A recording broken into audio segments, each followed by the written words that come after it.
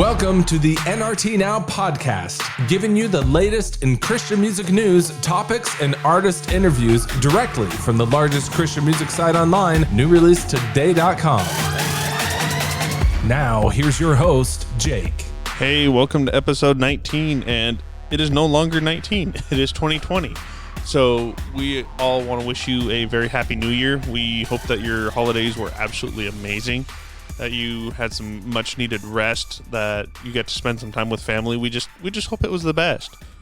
So we took a few weeks off of the podcast here just for the holidays and just kind of the busyness of the season, and somewhere in the middle there on New Year's Eve, for those of you who have been listening to the podcast for a while and have heard about our little miracle baby, well, she came. She wanted to be a part of our New Year's Eve party. So New Year's Eve morning, she, my little daughter, made her entrance into this world. So, very exciting. If I'm honest, I'm still a little bit in a baby coma, and that's probably more my fault than anything, but we are just absolutely over the moon. And it was a great way to end 2019, just a great cap to the year. And also, looking into 2020, starting a new normal for us. We still have no idea what that looks like or anything of the sort, but, it just gives us something brand new for 2020 that we look at. And so for our first episode of the year here, we're going to do something just a little bit different. We're going to talk a little bit about Winterjam, and if it seems a little bit of promo-y, probably is, but I want to go a little bit deeper than that because all of us here at NRT just really love Winterjam. For those of us who are able to attend that are on this side of the country that, we've been able to see it in the past little while, sorry to the West Coast folks, but it's just something very, very special. And Winterjam is a great partner with NRT, or we're a great partner with Winterjam, or both, in both ways. But what Winterjam does is pretty awesome. And they go around the country, or, around the east side of the country, and just put on a show and tell people about Christ for, dirt cheap, or if you can't afford it, for just what you can give. And, if that's nothing, that's okay. But the important thing is, for them, is that you come in, you hear some awesome music, and that you hear about Christ, and hopefully you leave encouraged. We're very excited for Winterjam. It kicks off, when this episode releases, it'll kick off, this weekend. It starts, a 43 city tour. So I got the chance to sit down with Eddie from Newsong, the band that started this whole thing, many, many moons ago. And it was just awesome to hear about the history, kind of what their vision is, how Winterjam kind of works behind the scenes. So for all the times that we've gotten to go to just kind of take a peek behind the curtains and see kind of what makes Winterjam tick was a lot of fun for me. So I don't want to spend a whole lot of time here just kind of rambling on about, how much I love Winterjam. But, if you get the chance, just take the evening to, if it's coming through your city, just take the time, take the evening. Make sure that you take somebody with you, whether they really need to hear about Jesus or whether they just need kind of that pick-me-up, or if you guys just need, a night out. Said it's $10 at the door, or if you want to go all out with a Jam Nation, that's amazing as well. For all the Christian concerts that I've seen over the past few years, Winterjam is, just an awesome, awesome thing. Let's take a peek behind the curtains.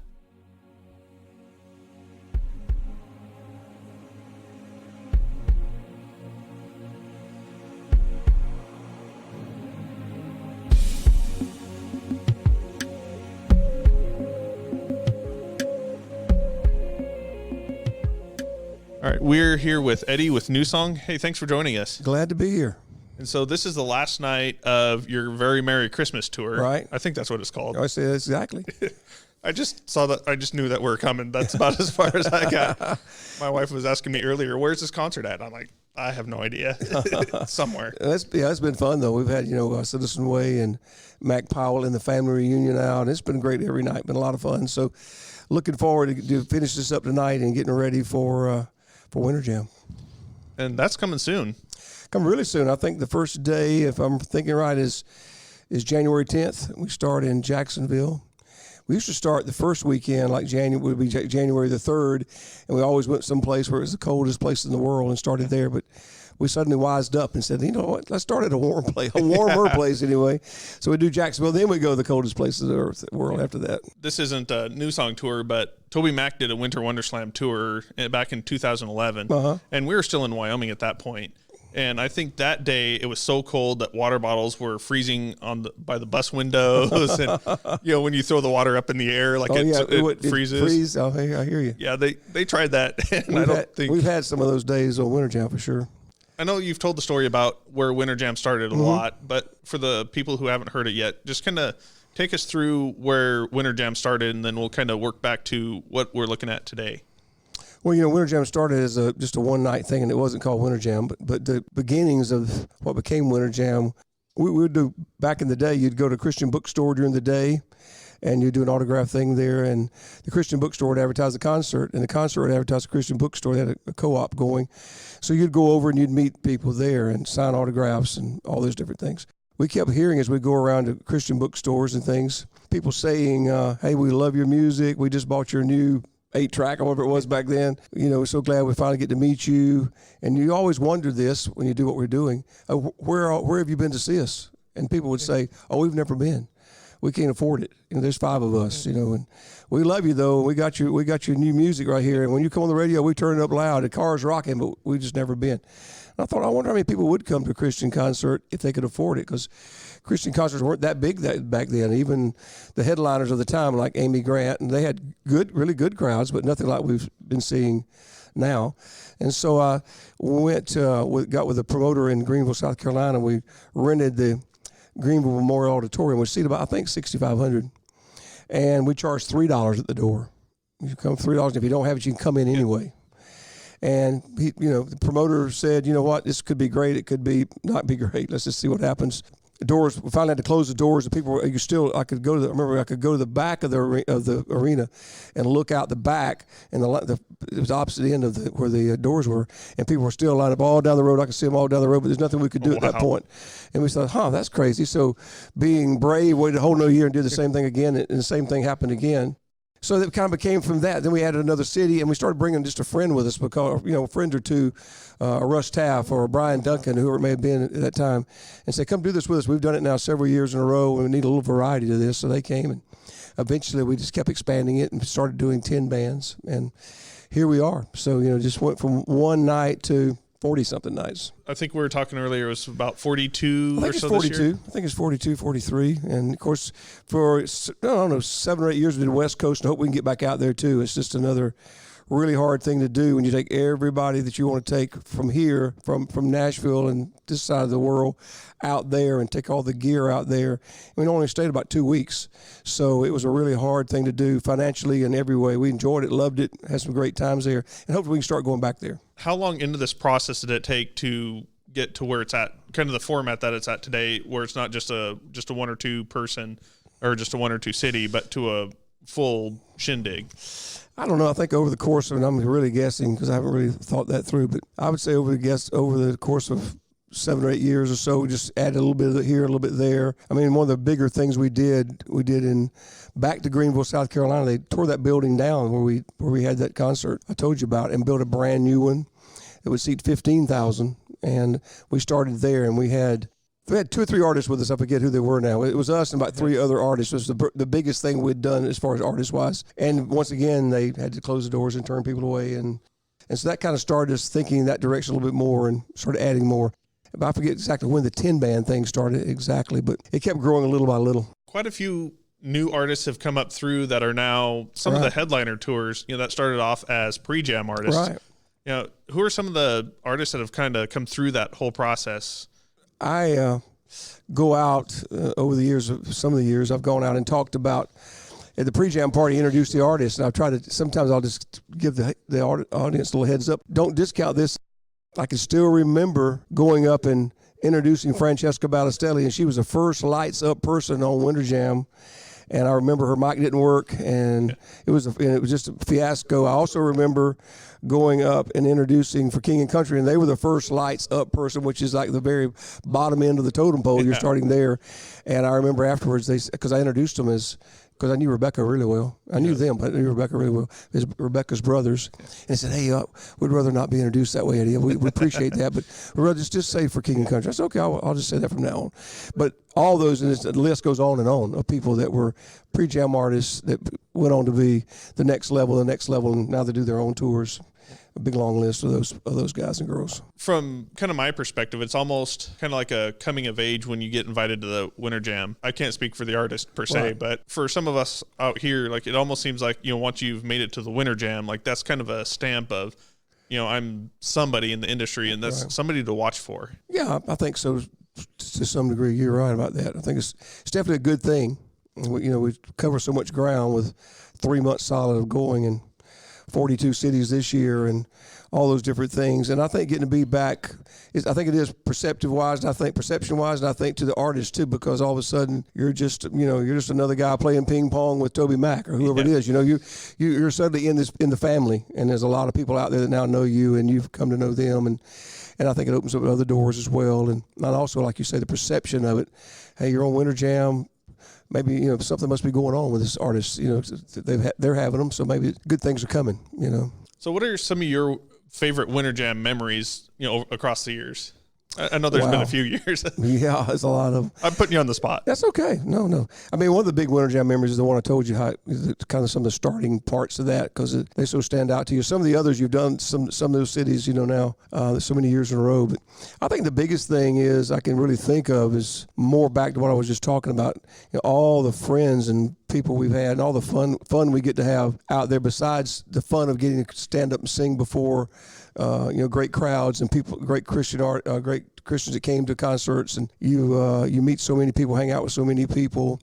Another thing that we've always done from that back to that very first concert to now is present the gospel, and we've always done something to try to get some idea who maybe did or didn't pray or commit their life to Christ. And just seeing how God's done those things and remembering different things about that is really cool too. Thing to kind of say this is worth doing another year every year because these things are happening. So it's just fun. There's a lot of great parts to it. And you touched on presenting the gospel, and a little bit earlier you're saying that if you have money at the door, awesome. If not, awesome. Come on in. It's always been that way. But even back to the $3. If you didn't have $3, come on in anyway.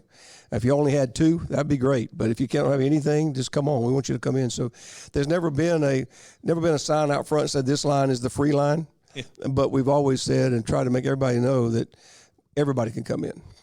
So this is more of a mission, and this is more. Yeah, I think it's a ministry outreach. mission. It is, because of what's happened in it. With it.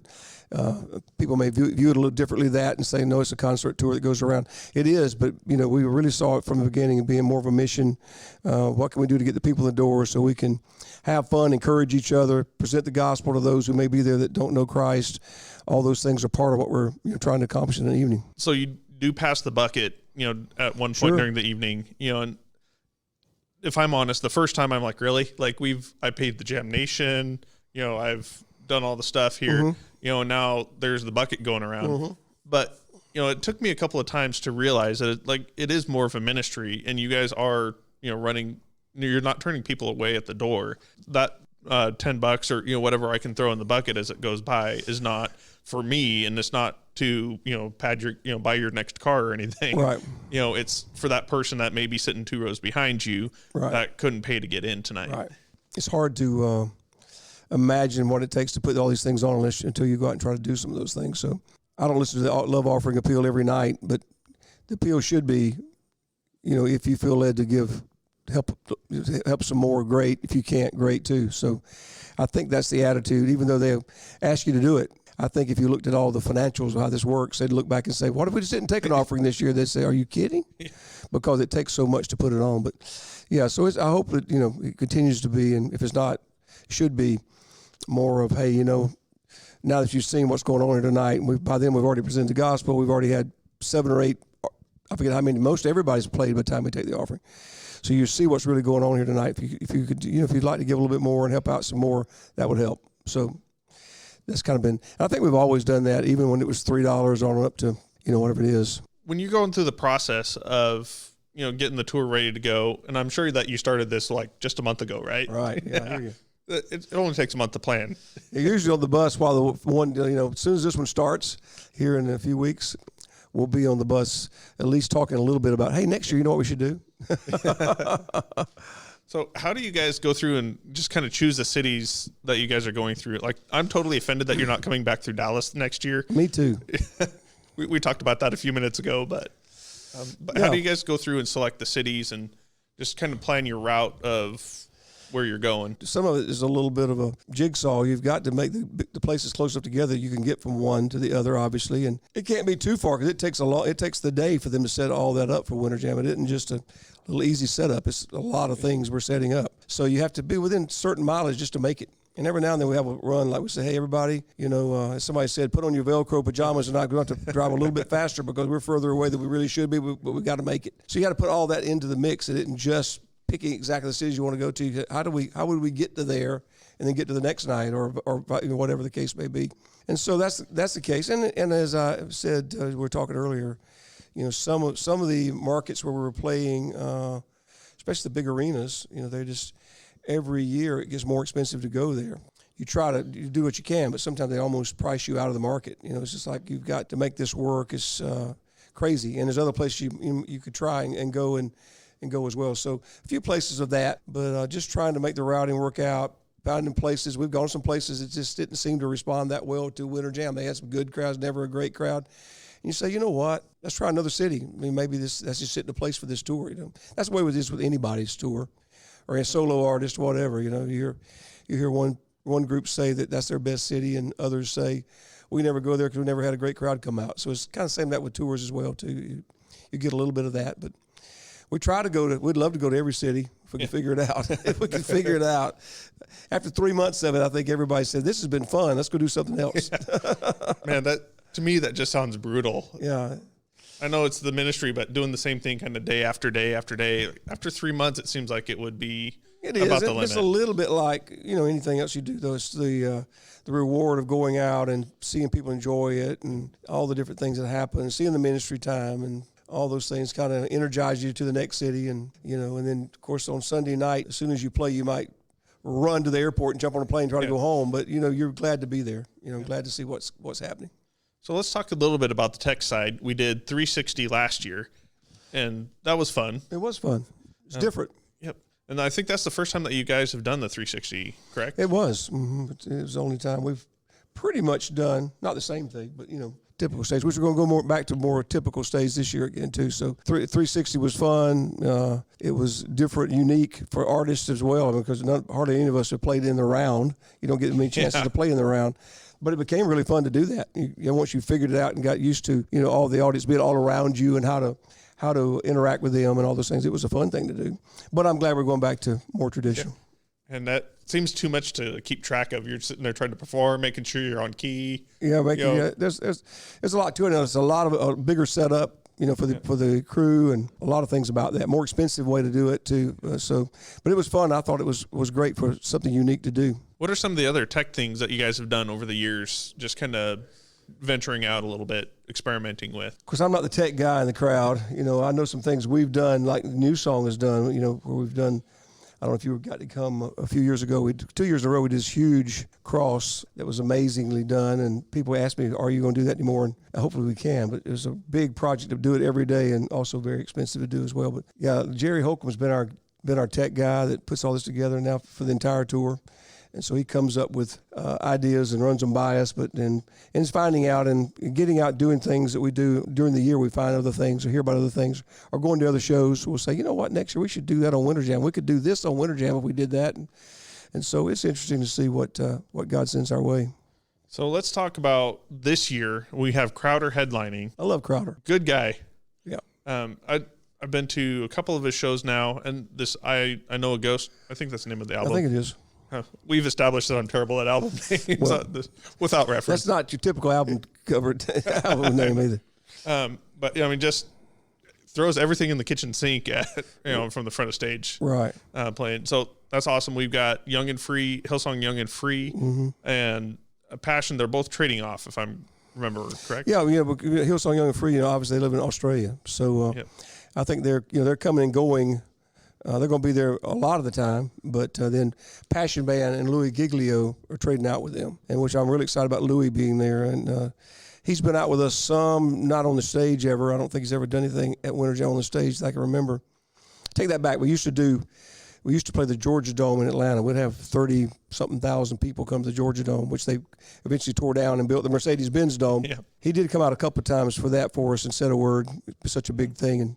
But he never traveled with us. He's traveled a little bit with Crowder when we were out there, but not very much. So I'm excited to have him speak. He's never really gotten up and spoke at Winterjam. He's more welcomed the crowd, that type of thing in the past. So he's actually going to speak some nights, which I know a lot of people have been getting in touch with me. Man, I can't believe Louis is going to be there too. That's awesome. Yeah, it is. So anyway, they're going to do a little trading around and have them there as much as we possibly can. And then you got Andy Mineo. Love Andy Mineo. He's had an incredible year. Yeah, he's had a great year. I guess I'll kind of pause here. I love the diversity of the acts that come through here. I mean, you've got Crowder. I don't know how you categorize Crowder. No, I know. You have, the hip hop with like Andy Mineo. You have worship. Right. And you kind of have everything in between. Right. All in one night. Yeah.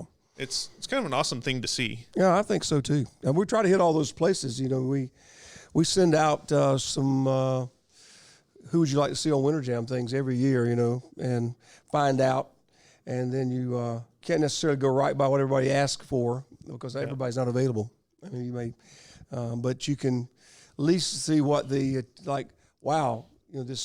huge number of people want worship, or a huge number of people want rock, so whatever. And you say, well, if we can't get, we need to get somebody to fill that slot that's really, really good. So that's what you find yourself doing. And I just had to pull up the artist list because I quickly... Me too. If you asked me one more, I wouldn't have known besides Newsong. I started listing off some of the artists here, and I realized I was in over my head way too quickly. I'm glad you got that out. We got Building 429 this year as well. Amazing guys. And they're great guys. They've been out with us several times, but they were in a place where they could come and wanted to come, and we were filling in those last spots, and they always do a great job. So we said, come on, let's work it out. So we worked it out with them. You've got Red for the rock side of life, and just an iconic rock band there. Yeah. Oh, yeah. We've had, we had Skillet more than Red. We've had, so like I said, we always try to put somebody there because there's a lot of people that just love that rock thing, which I always enjoy going out and watching a good bit of it myself. Austin French, somewhat newcomer on the scene. Austin French, on a personal note, and I'll probably say something about it again tonight, but I was up at in a Christian music meeting type thing. We're all standing around. I never actually had met Austin French at that point. He came up next to me and introduced himself. I was, yeah, nice to meet you. He said, do you know that when you were in Warner Robins, Georgia a few years before the Christmas tour, I came out and sang Christmas Shoes? I said, do what? He said, yeah, you took me back in the room. You'll see if you stay tonight for this event. I trained him to be the Christmas Shoes guy. So we have our own little connection now. Him and Nick Jonas. I also found out that Nick Jonas had been our Christmas Shoes guy early on. Really? Yeah. Somebody had told me that we'd played up around New York City, and I remember when they called me and said, yeah, we've got you a guy to sing, because we always have a little boy come out and sing part of the song with us. So we got you a little guy to come out and sing with you, and he's on Broadway. I thought, oh no, we want the little boy next door, not a Broadway singer. Oh no. But we got there and did it, and it went really well. Had our picture made. I'd like to have that picture, by the way. And then 3 or 4 years later, a guy that had been at that show, we were in that same area of the country, was at the other show, and he was driving me around. He said, it sure is cool how Nick Jonas sang with y'all on Christmas Shoes. I said, do what? So I said, you're kidding me. He said, no, you didn't know that? I said, no, I didn't know. I mean, he may have told me, but I didn't know who that was at that point. Yeah. But then I started thinking, I better quit telling that, because I couldn't really verify that. I don't know for sure if that's true or not. It's like I would have known that. But the Jonas Brothers played Atlanta back a few weeks ago, and my son Jake went to the concert, bought the the premium package so he could go through and meet them. He said, I'm gonna find out. So he said, Nick, my dad said you sang Christmas Shoes with him. He said, absolutely, it was fun. I said, well, good. No, I'm telling the truth. Thank the Lord. Oh, that's awesome. Well, Austin is a favorite of ours as well. He was one of my first interviews. Oh, good. I think it was about a year ago, a little over a year ago. And so, we've kind of had that connection from there. And he was actually the first guest on the podcast as well. Good. And we saw him a couple of weeks ago, from when we're recording this. And we're kind of pregnant buddies. His due date is 3 days away from ours. Oh, is that right? Yep. How about that? Yeah, we're kind of in a race to see. When is that? Your third? So Austin's wife is pregnant about the same time, is what you're saying? Yep. When's her baby due? Anybody know? The 6th, I believe. Wow. Yep. So we're kind of in competition to see which one comes first. Yeah, well, he might be in Tampa, Florida, someplace when the baby comes. We start the 10th. We start the 9th, loading in. The 10th we play. So, have you heard of this band Newsong? I don't know. I don't think they're around anymore, are they? I don't know. No, of course you guys are going to be there. We got Zane Black is a speaker as well. Greg Steer, Greg Steer and Zane Black are great speakers. They spoke last year and traded off and took turns, and also did some some instruction for youth leaders and stuff while they were there too. So we invited them to come back. So when Louis can't be there, one of those guys will speak, and they're excellent. They're excellent. So I'm glad to have them back. And then we got Ballinger and Zonti in our pre-jam. Right. Which Zonti is, I haven't heard of Ballinger yet, but Zonti I know for sure.